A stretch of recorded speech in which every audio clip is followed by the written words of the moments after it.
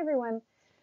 We're going to be talking about the integumentary system, and I'd like to start with the most superficial layer, the epidermis. The epidermis itself is also composed of a few different layers and cell types, and we're going to go over those in this PowerPoint, or I guess it'll be a video by the time you guys get it.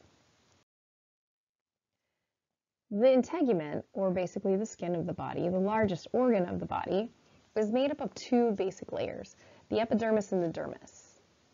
Right? The epidermis is what we're going to be focusing on primarily today. Also, we have the hypodermis, which is another layer which is essential for skin function, but it's not exactly part of skin. It's just that skin's so big and has so many different jobs, especially in humans, many unique jobs in humans, which we'll talk about at a later time. It needs a lot of support. Anyway, let's go ahead and start talking about the superficial layer, or the epidermis. This is what I would like to call the birthday cake slice layer of the skin, this little diagram. Basically, it helps to know all of the names of the parts that are on it. And we'll go through those as well as their function. As you can see for today, the epidermis is just this like top part, right? It's kind of, for lack of a better analogy, the buttercream frosting part of the integumentary system, or the skin. The epidermis has 4 or 5, depending on where you're looking, what part of the body you're looking at, distinct layers. And those layers are, of course, a keratinized, stratified, squamous epithelial layer. Epithelial, it's on the outside. Squamous, it's all kind of squished together and irregularly shaped, which we'll look at later on. It's stratified, meaning that your skin has many deep layers of cells to it. And keratinized, because keratin is the most broadly abundant protein unique to skin, or the epidermis, I should say. So the layers we'll look at, starting from the most deep to the most superficial, are the stratum basale, stratum meaning that layer of the layers, essentially, basal layer, stratum spinosum, because there's a lot of spines on those, which we'll see when we'll look at the cells themselves, stratum granulosum, because when you look at these cells, that layer looks like there's all of these little granules inside of it, like little pieces of sand inside. Stratum lucidium, which is a tricky one. It's not always present in all of the parts of the body. It's only in thick skin, so basically skin that's places like the palm of your hand or the bottom of your feet. Also, finally, the stratum corneum. So this is the horny layer because it has lots of little horns to it. It's primarily layers of very dead skin, the most external layers, which these dead skin cells perform a very essential function, which we'll look at in a bit. So there's 4 types of cells that you need to just be aware of, to know these top layers. And they are going to be the keratinocytes, the melanocytes, the immune cells, or the Langerhans cells. Oops, there it is. And then, of course, the tactile or Merkel cells, a type of sensory organ. So here it is. This is the buttercream frosting of the integumentary system, that top layer, the epidermis, right? Just above, outside of the dermis. So shown here on this little list are only 4 of the layers, but we'll also talk about the stratum lucidium as well. It's indicated in this one. It's just that there are a whole lot of different textbooks, and then also you need to kind of think about what part of the body are we looking at for analyzing the layers of the skin, right? Some have stratum lucidium and some don't, okay? So let's actually start from the inside going out, right? So the point of contact is with the dermis, right? Hence, this is the epidermis. So the cells of the dermis are relatively, well, different from the outer side or the more superficial layers in that they're very alive and very active. You'll notice that nowhere within any part of this model will you really see a lot of vascularization. You don't see blood vessels. So basically, when cells don't have access to the circulatory system, they starve over time. And that starvation process has become something that we've selected for. It's intentional in order to make the outer layer of the skin something that's durable and something that's resistant and something that's okay to lose. All right, so the first layer that we're going to be looking at, or the most deep layer, is the stratum basale, right? The base layer, the foundational layer. So this is the most deep epidermal layer. What happens here is this is the cell nursery. So these are where mitotically active cells are. Most of the stem cells of the epidermis are. So they're dividing and they're making new skin cells because, as you've probably noticed, you sometimes can get a little sheddy, a little ashy, a little dusty. All of that, those are dead layers of, or those are dead cells found within this layer of the epidermis. We shed cells constantly, and so we constantly need to be making brand new replacement cells. That happens here in the stratum basale. We see a diversity of cells in the stratum basale. Primarily, we're going to see these mitotic skin cells, these soon-to-be keratinocytes, as it were. They're also tied together very closely because we don't need the skin to fall apart. It's kind of hard to show you all here, but if you can see the little links between the cells, those are called the desmosomes. Those just kind of hold everything together like duct tape, right? So they just don't fall off altogether. They're nice tight junctions. They're cell-to-cell adhesion points. Other cells we see in this area are things like the melanocytes. Melanocytes, cells that carry the pigment that we have, that we are able to tint our skin in response either to UV or our natural abundance of pigmentation. Let's see here. Stratum spinosum. So stratum spinosum is going to have more of these keratinocytes than anything else. This is when we start losing things like the keratinocytes that are mitotically active, and we start seeing mature keratinocytes, right? So now they're growing up a little, and one of the main things they're going to start doing is producing lots and lots of this keratin protein, this hard protein. And so they're going to start looking a little spiny at the edges. Those are going to migrate upwards into the stratum granulosum. So by now, keratin is very visible, right? And so instead of looking like plain kind of semi-translucent cells, they actually start looking a little spotty, which is why we call them granulosum, because it looks like grains of something are on the inside. These granulosum cells have now been away from things like a capillary and food supply and water and all that for a while. And now they've also started really accumulating a lot of this keratin protein. It chokes them a little bit out in their cell bodies, and also their cell bodies are dehydrating. So they're starting to die. Those desmosomes become very important because now these dead cells, these true keratinocytes, are starting to layer up towards the top. So as you can see, the final layer, the stratum corneum, right here, it's very thick, like 20, sometimes 30 layers of just dead cells thick. So we have this very rough exterior. Other things that are in there, things like glycolipids, oils are used to produce a smooth layer, preserve what we have of this protective keratinocyte stratum. The other one I want to come up to and just kind of revisit real quick is the idea of the stratum lucidium right here. So remember, that's palms of the hands, soles of the feet, and it's a clear layer of cells. They're very thick, they are protein filled, and they're thought to add resistance, but more research is being done to truly find some of the activity of these cells in particular. So here are the cells of the epidermis. These are the ones you need to know, by name at least, and a little bit about what their jobs are in the epidermis. So we have four of these cells, which we've talked about a little bit already. The keratinocyte, right? The cells with keratin, essentially, is what their name means.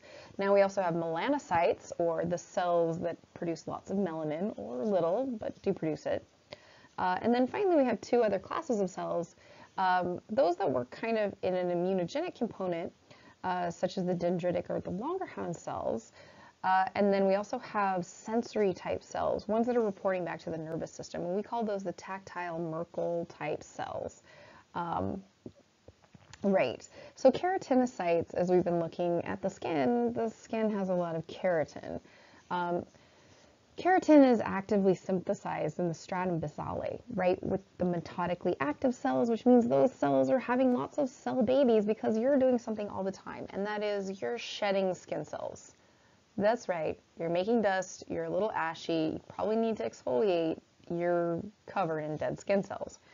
It's an important part of how we've developed the epidermis. The outermost layer is full of these keratinocytes that are dead, that are held together by those desmosomes. Remember those tight adhesions, those cell-cell junctions, right? And it's an important thing that they are also dead cells, and we'll look at why that is in a minute. Anyway, so there's about 20 to 30 rows of those that we, keep producing, and because we keep losing that topmost layer, the outermost layer, just in day-to-day activities.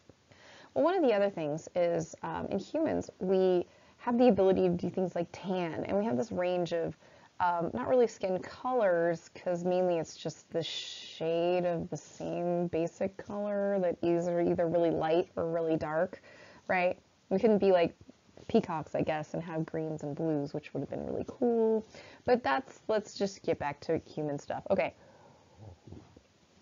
Humans have this relationship with the sun. We need to make vitamin D in order to have babies, but if we are exposed to too much sunlight, we could have too much sun exposure, essentially UV rays, touching and mutating our DNA in the cells that are making cell babies in stratum basale, and that can result in skin cancer, a couple of different kinds of skin cancer, actually.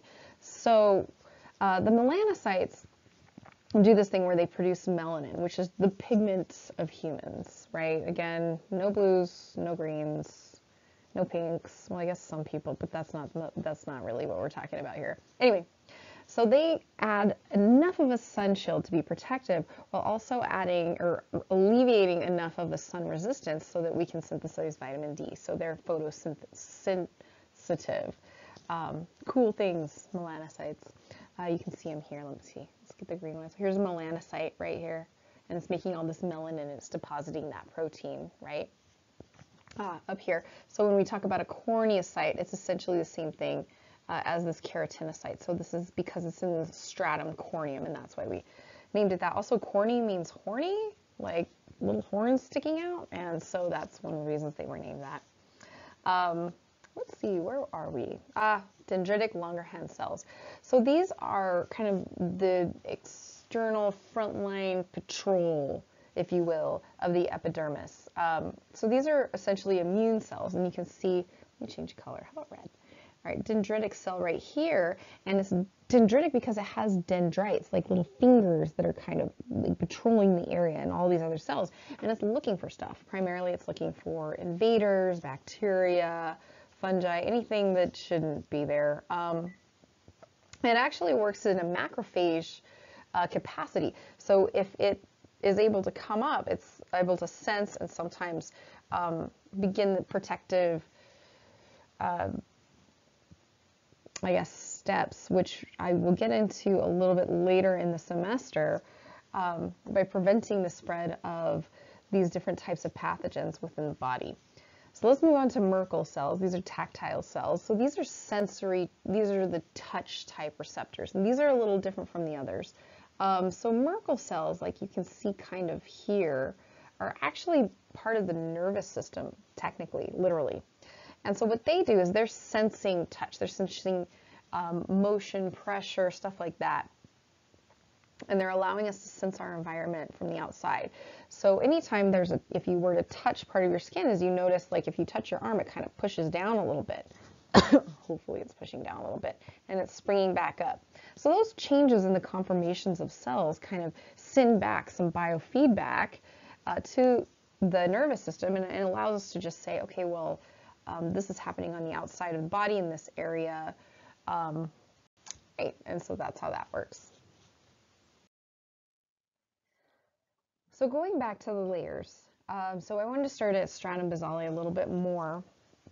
So again, let's just, kind of get our fingers into this epidermal concept a little bit more. But we'll start with layer basale, so the basal layer, the layer that's actually touching the dermis proper. So it's the deepest epidermal layer. It's down here on our grid. As you can see here, this little cell with all those little X's, that's like, it's in metaphase. It's about to divide, right? It's going to make some more baby cells. Here we got some tactile Merkel cell action right here, sensing the environment, what's going on. So essentially, it's the stratum basale is just one row thick of mitotically active cells. So they are going to be needing access to things like the capillaries, and you can see down here, these are this little like blue and red business. That's supposed to be the capillary loops. So they need a lot of feedings, and they need a lot of water, and they need to be have waste taken away, because that mitotically active, or that cell dividing process by which we make baby cells, brand new cells, replacement cells, takes a lot of energy and generates a lot of waste. So they're the closest in, they're right there on the dermis.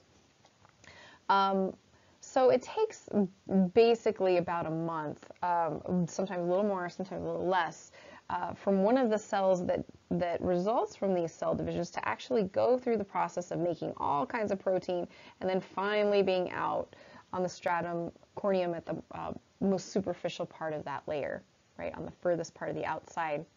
The thing is it actually dies, slowly dies as it completes this process. And what it's doing after it, is basically born after cell division on that 25 to 45 day tour, is it's making a ton of keratin, right, and some other types of proteins.